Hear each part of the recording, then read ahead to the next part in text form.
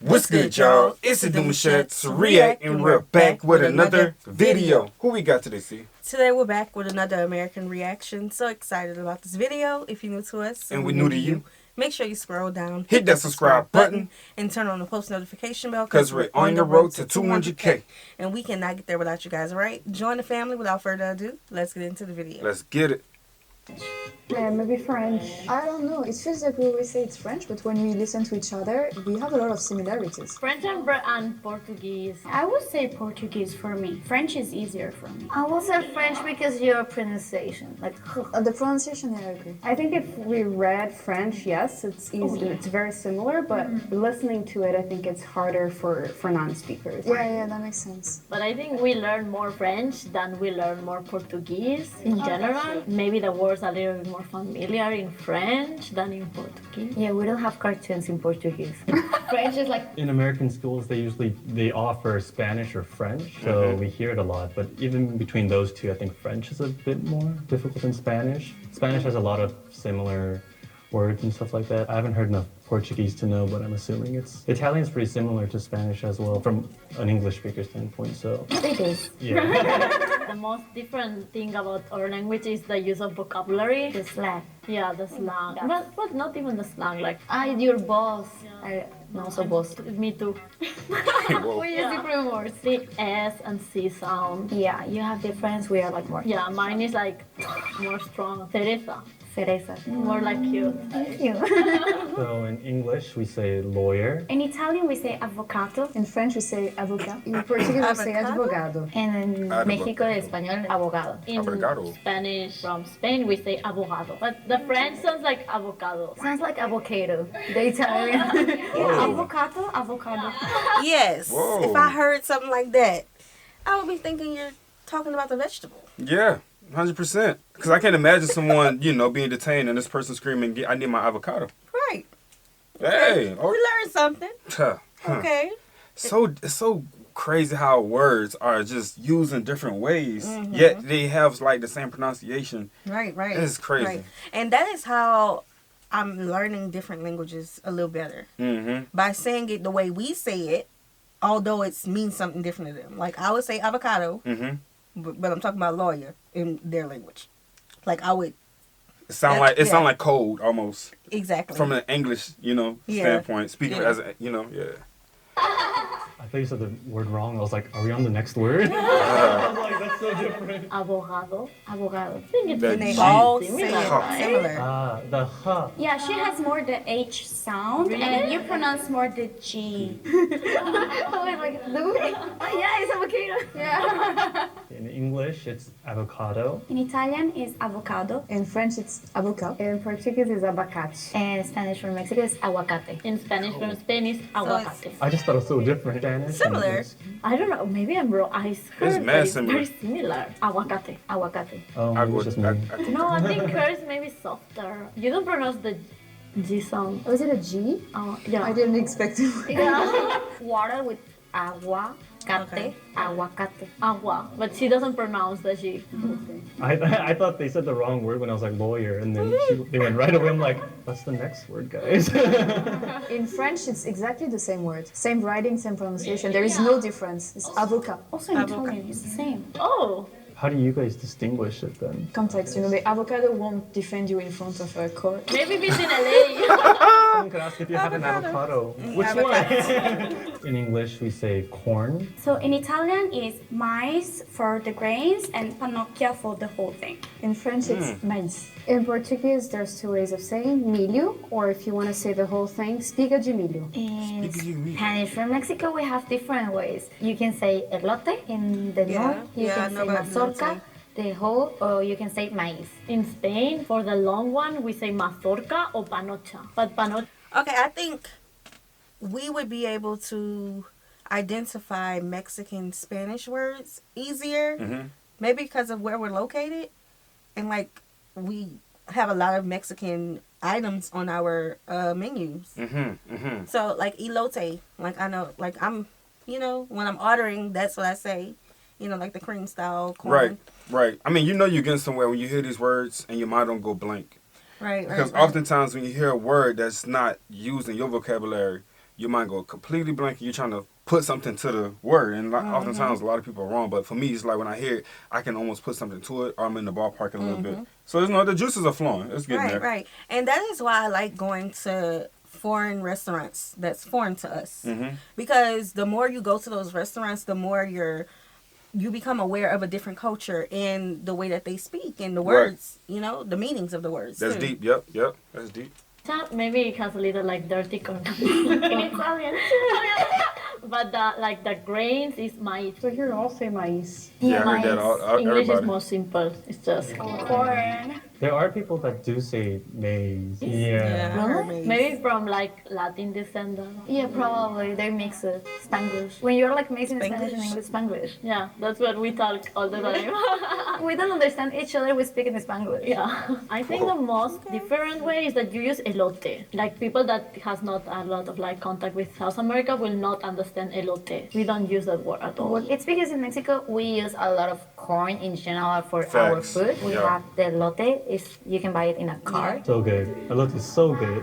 In the north they say elote en vaso, or in the south they say esquite. There's like the cheese corn, the corn that is in a cup, and you eat it like this with mayo and that kind of things. Because Mexico is really big, and we have a lot of difference, and we mix everything. He was like, yes, I know Elote that is one. so good.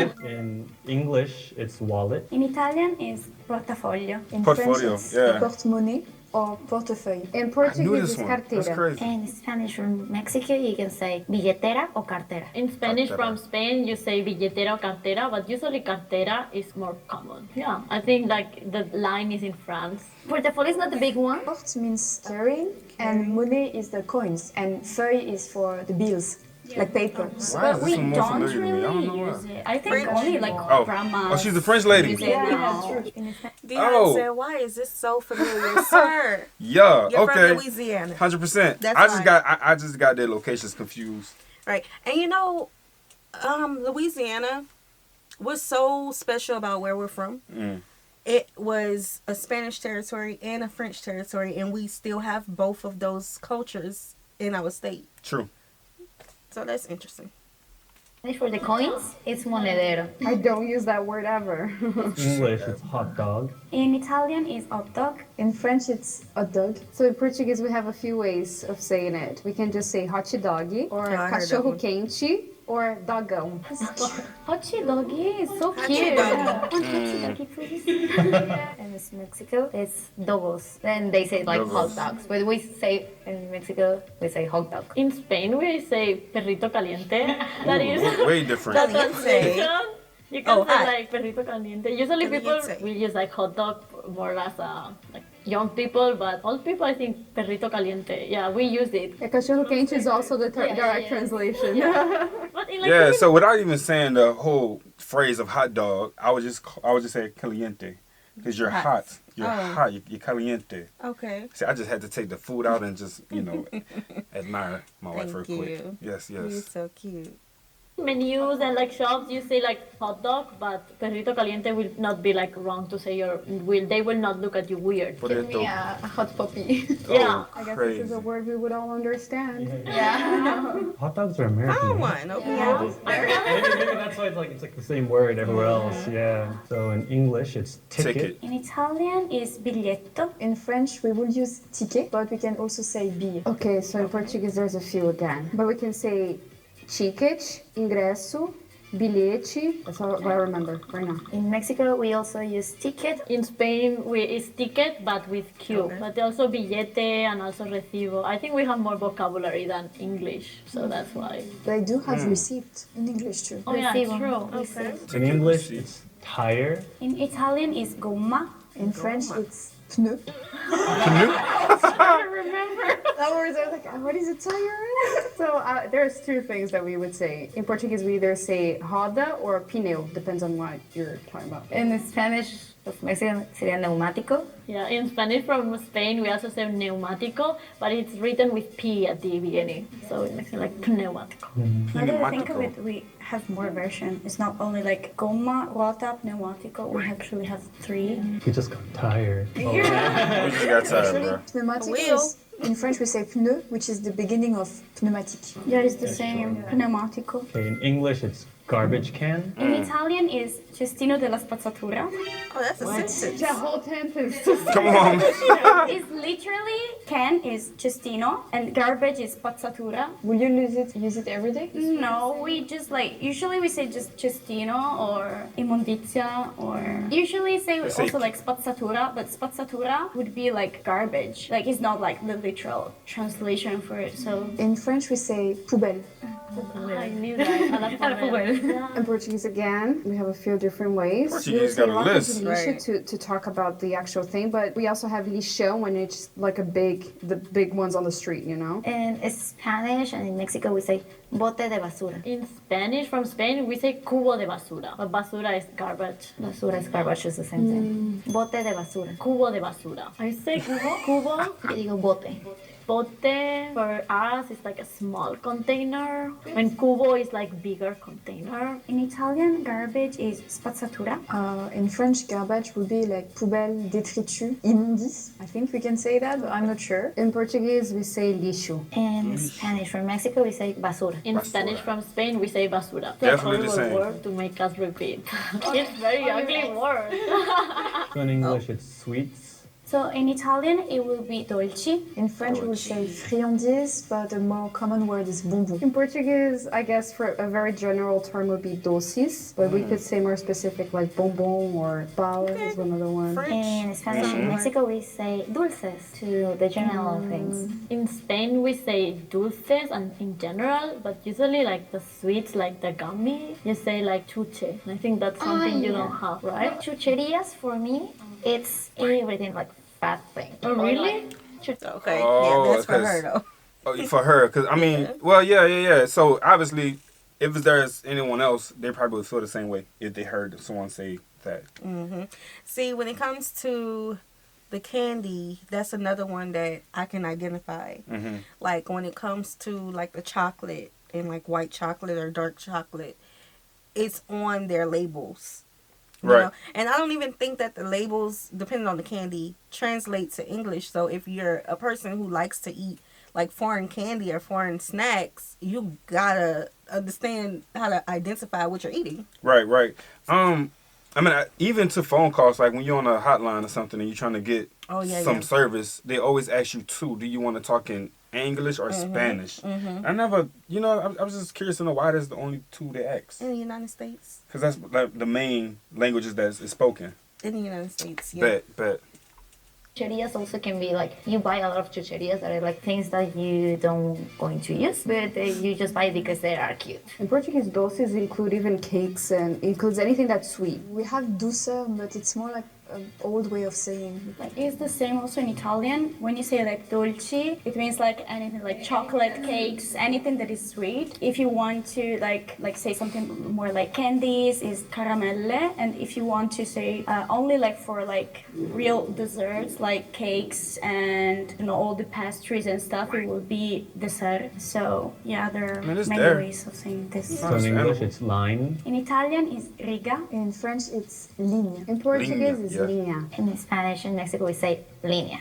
In Italian can be also linea, which is the more similar. Make more sense. Yeah, but also riga is fine. Like I've never heard that. If you're just talking about the line, it's one word, but if we're talking about a line of people, It's different. it's a different word. yeah. So in English, it's just weird. It's just In Italian is strano. In French, I think the one that would be closest would be bizarre. So okay. That's a French word? bizarre. In Spanish of Mexico, it's extraño or raro. Spanish from Spain is raro, but you can also say extraño, but you also can say bizarro. We have like something that's more similar to strange, which would be étrange. We can use it in similar meaning as weird, but in English would be strange. Oh, true. Because English also has bizarre. Oh, yeah. Yeah, facts.